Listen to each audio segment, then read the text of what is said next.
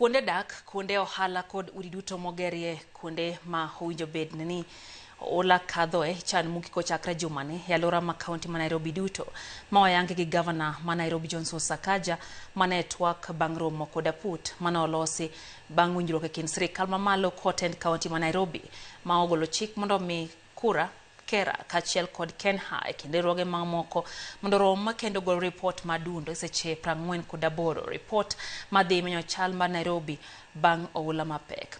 Kaka winto moilaro no ama bire kinde ma johala ahinya to mag Rogon ywak ni ok okaw pachgi ewi daro gi kawuokie e alwora no.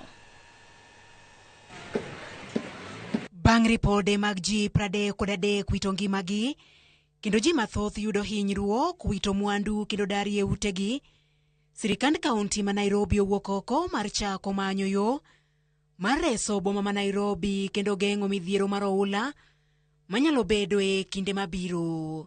E twak ma gavana Johnson Sakaja obedogo kod jofwambo, ogolo chik mabiro bang' bedo kod romo gi aput mane olosi bang' winjruok e kind sirikal mamalo kod tend kaunti ma Nairobi, romo ma ogolo chik mondo mi riwruoge kaka Kura, Kera kachiel kod Kenha e kind riwruoge mamoko rom kendo ogol report ma adundo e seche 48 report madhi menyo chal mar Nairobi bang' oula mapek kendo neno ni omukudi duto manie yor oula. So this multi-agency team is looking at what we call the choke points. Yeah, so these choke points will have to be cleared. As for the mechanics around Grogon, we have been having a long discussion with the Rivers Commission on relocating those garages. They will have to be relocated. Those residents have known for a long time that their walls are actually on the path of the water. And so there's no need for any more public participation there. It's just to do what is right, to restore the path of the water. Pia tumesema ya kwamba hizi riparian areas ama area kando ya maji ambapo watu wameka viosk na maduka lazima zitafunguliwa na kazi hiyo inaanza leo hii. E wuoth ma watimo e moko kuom kuonde ohala ma Nairobi, ahinya to Grogan, johala ywak ni paro mar darogi ok liu kendo winjo ka upachgi mondi. Sakaja anasema tuhame hapa. Yeye Sakaja amesahau ya kwamba sisi tulikuwa na kiwanja hapa. Ile tuliwachiwa na mzee Moi. Tumekaa hapo kutoka wakati wa Moi mpaka wakati huu. Tumefukuzwa pale wakauza kiwanja. Tumekuja hapa. Haya.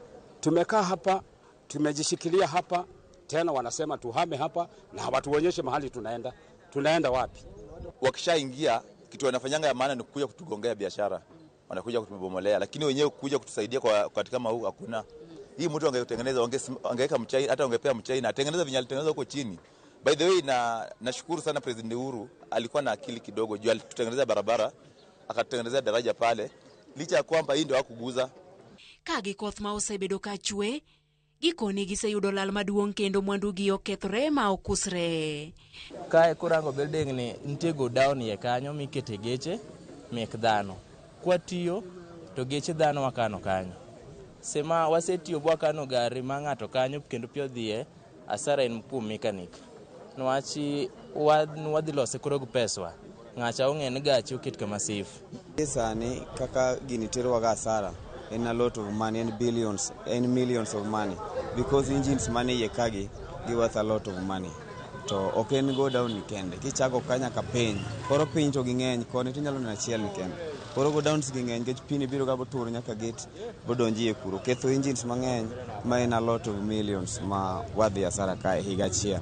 Kalore kod rameny mar chal kor lwasi, koth pod biro medo chwe jumani e alwora ma Nairobi, kendo ma owinjo tich mar sirikand kaunti ma Nairobi mondo dinne ji manyalo medo wito ngimagi nikech oula. Judith Omondi, Ramogi TV.